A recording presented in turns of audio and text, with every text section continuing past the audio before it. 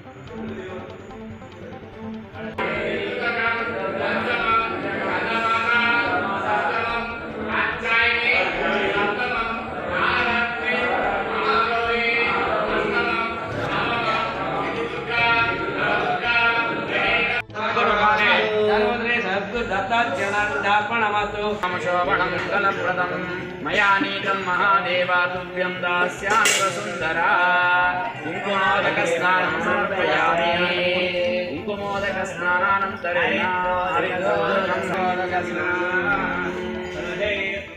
ॐ भस्मोदकस्नानमुपापयामि